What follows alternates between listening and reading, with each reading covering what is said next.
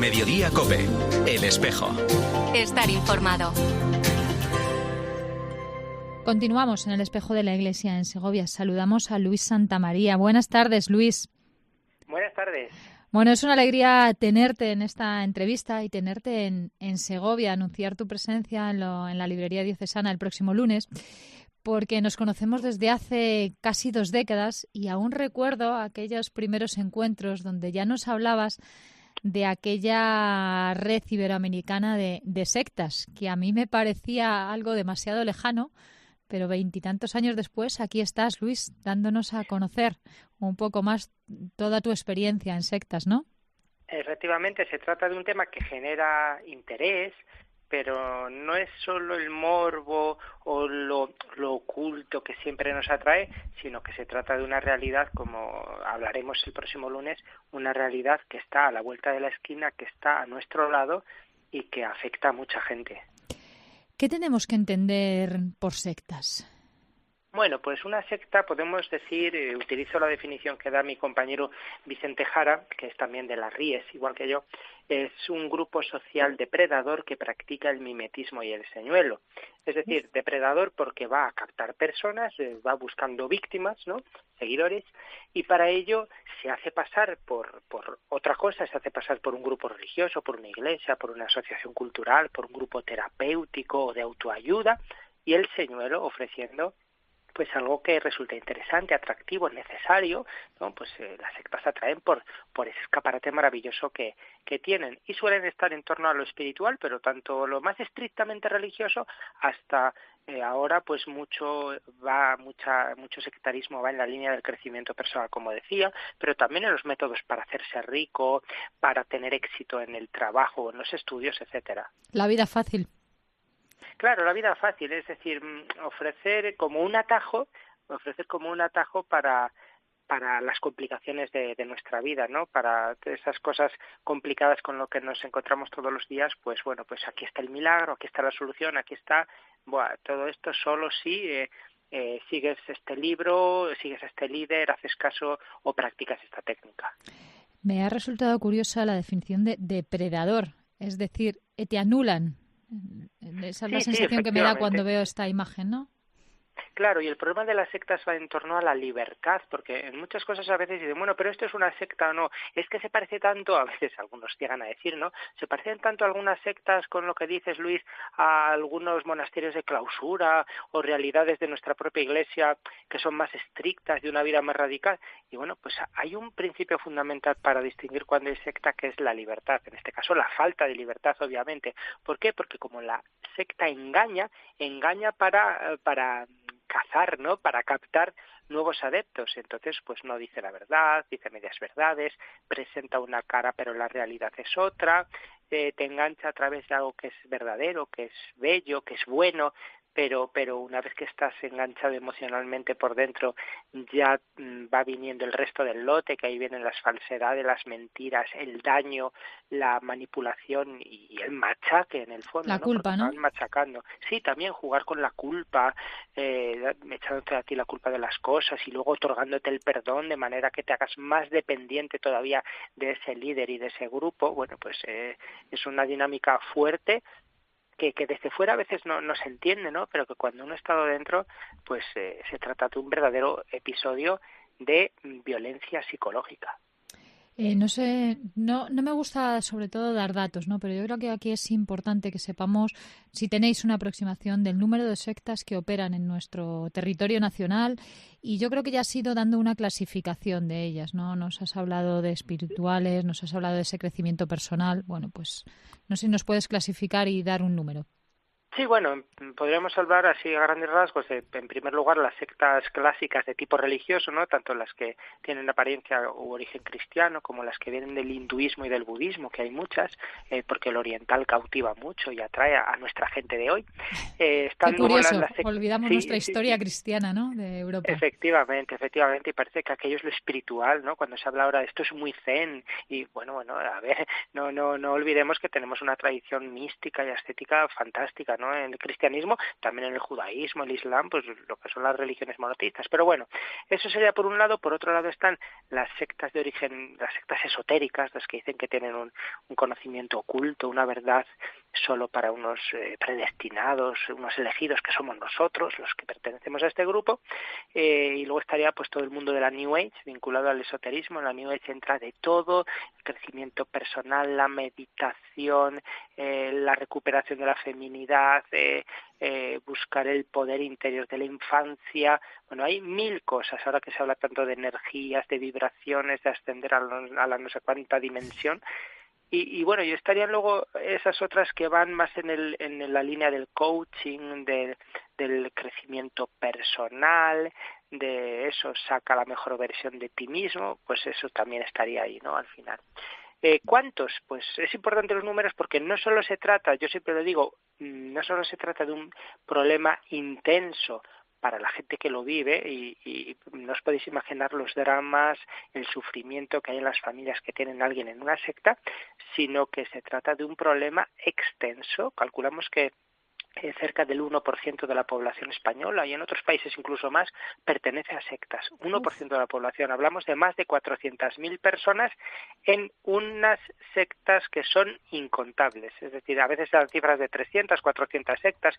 Yo mismo hace una década hice un listado que se me ha quedado corto. Yo conté 354 sectas en España, pero cada día me están llegando noticias y consultas y peticiones de ayuda respecto a grupos desconocidos para todo el mundo, también para mí, y que, bueno, están por ahí operando, aunque tengan 10, 12 personas, pero se trata de sectas que les están arruinando la vida. Podríamos decir, si vienen de algún otro continente, de algún otro país, se mueven en distintos a nivel internacional. Bueno, pues mira, tenemos de todo. Hay grandes sectas, pensemos que consideramos sectas a los testigos de Jehová, que son 8 millones en todo el mundo, son 120.000 en España y llevan un siglo y pico. Los mormones, que son muchos más. Desde esos grupos hasta grupos pequeñísimos, autóctonos, como por ejemplo, ahora que he estado esta semana también dando una conferencia en Plasencia, y yo allí les contaba el miércoles pasado por la tarde, les decía, pero es que hemos tenido en la provincia de Cáceres 2 operaciones policiales en el último año, 2 operaciones policiales dirigidas a desarticular sectas, ¿no? Entonces, se trataba de grupos muy pequeños que funcionaban al norte de la provincia de Cáceres, que habían captado gente de otras provincias y ya, ¿no? Y como esos hay tantos. Entonces tenemos de todo, desde multinacionales que se han asentado en España también, hasta grupos que nacen aquí en torno a personas que se creen pues iluminados, elegidos de los dioses, de los extraterrestres o de lo que sea. Vamos a intentar bajar un poquito y hablar de las personas que pueden ser adeptos a las sectas, porque a veces tenemos la creencia de que pueden ser personas que carecen de formación, de capacidad de discernir, de ciertas conductas de manipulación, pero creo que no hay nada más lejos de la realidad, ¿no? Creo que cualquiera podemos ser usuarios de estas sectas. Sí. De hecho, yo siempre digo que la condición para poder ser captado por una secta es estar vivo, ¿no? Respirar y que nos lata el corazón. ¿Por qué? Porque las sectas se nutren de nuestras vulnerabilidades. ¿Y quién no es vulnerable? Si eso es propio de nuestra condición humana. Uh-huh. Es decir, el ser humano es un indigente, es alguien incompleto. Cualquier antropología que sea real, no solo nuestra antropología cristiana, cualquier visión del ser humano realista, se da cuenta de que eso necesitamos a los otros, necesitamos confiar, y ese necesitar confiar hace que a veces puedan aprovecharse de nosotros y nos puedan engañar, y ahí entran las sectas, ¿no? Entonces cualquiera, tengamos más o menos formación, más o menos madurez, en cualquier edad, en cualquier situación familiar, porque obviamente si hay una familia fuerte en la que las relaciones son buenas, hay cariño, hay comunicación, bueno, pues eso protege, pero no inmuniza. También el tener una fe, el tener una vivencia religiosa y espiritual, podemos decir, bueno, yo tengo ese hueco de mi vida relleno, no va a venir nadie aquí a engañarme con otro rollo religioso. No, es que nada nos inmuniza. Hay muchas cosas que nos pueden proteger, pero en algún momento en otro de nuestra vida, o por ejemplo cuando llegue un momento de crisis y lo estemos pasando mal por cualquier cosa, ahí puede entrar la secta.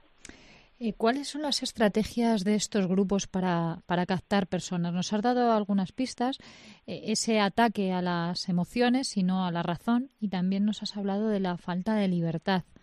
¿Qué Pues estrategias así es. manejan? Pues es identificar en la persona qué necesidad puede haber, qué anhelo, qué esperanza, o qué afición o qué gusto, ¿no? Y eso es muy fácil ahora gracias a las redes sociales, donde tanta gente vuelca alegremente cómo se siente, qué piensa, qué le gusta. Entonces, bueno, ahora se puede hacer una perspectiva anterior, ¿no? Y entonces, como en una estrategia de marketing, identifican esa necesidad, ofrecen ese señuelo, ¿no? Pues nosotros te vamos a enseñar a leer la Biblia, no como te lo ha ocultado la Iglesia durante toda tu vida, o nosotros vamos a ayudarte a que salgas de esa situación de estrés, o vamos a ayudar a que en tu familia cesen las discusiones, o vamos a enseñarte a cocinar cocina vegetariana, yo qué sé, es mil cosas para captar la atención y para que te encuentres en un lugar, en un entorno que incluso puede ser no físico a través de Internet y las redes sociales. Ya hay muchas sectas que funcionan de forma virtual y son igual de dañinas. Y entonces, claro, tú te sientes querido, reconocido, un grupo que te quiere, como si fuera tu nueva familia, tu nueva casa, y te van separando, aislando poco a poco, muy sutilmente de tu familia, tus amigos, tus creencias anteriores, tus valores, tus ideas, para lograr aislarte y estando aislado poder manipularte mejor. Y ya después de esa fase positiva de enamoramiento, pues ahí es cuando viene la humillación, el rechazo, la culpa, todas esas cosas que hacen a la persona mucho más indefensa y mucho más, la acaban infantilizando, ¿no?, al servicio del líder. Al final no tiene poder de decisión sobre sí misma.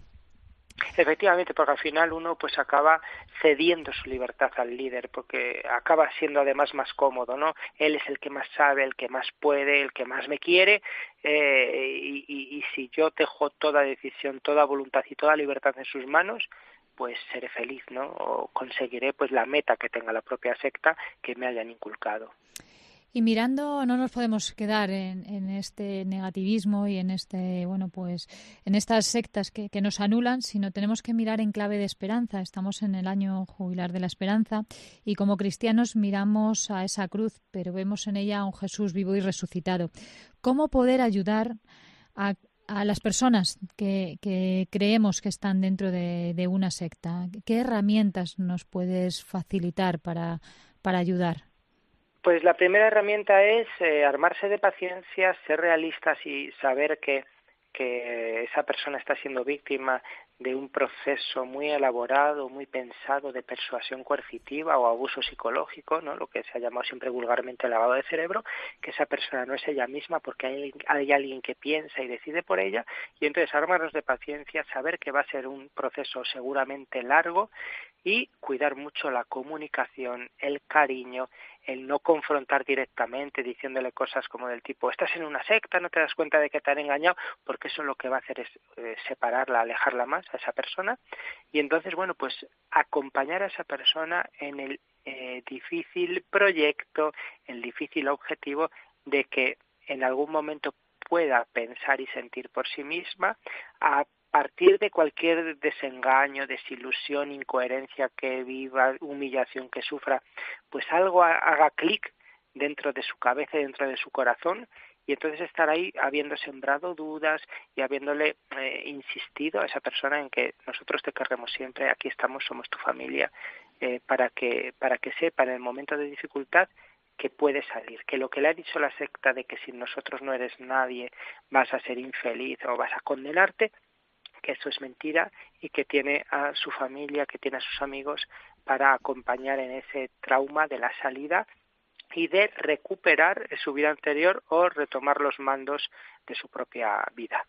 Me imagino que aquellos que se rescatan de las sectas necesitarán un proceso psicológico posterior importante, Luis. Sí, efectivamente, un acompañamiento, en primer lugar, afectivo, ¿no?, de las personas que les quieren. En la mayor parte de casos hará falta también un acompañamiento terapéutico profesional con psicólogos, a ser posible que conozcan bien este tema de las sectas y ayuden a vivir ese estrés postraumático, entre otras muchas cosas que se sufren después, aparte de pues la vergüenza, el sentimiento de culpa, el cómo me dejé engañar, he perdido parte de mi vida, además he engañado yo a otros que siguen dentro, o sea, se mezclan muchísimas cosas, y el volver a aprender a tomar tomar decisiones, a ser libre, que eso es durísimo también. Y bueno, y también por parte nuestra, por parte de la comunidad cristiana, tiene que haber un acompañamiento pastoral que incluya lo espiritual y bueno, pues que no queden ahí en un limbo esperando a ser captados por otra secta, como a veces ha pasado a personas que conozco. Pues muchísimas gracias, Luis, por estar esta tarde con nosotros. Nos vemos el lunes. Gracias a ti, Marta, y invito a todos a que se acerquen a la librería diocesana el lunes para pasar un buen rato aprendiendo juntos y bueno, y también previniendo gracias a esta formación. Gracias, Luis, por compartir tu experiencia.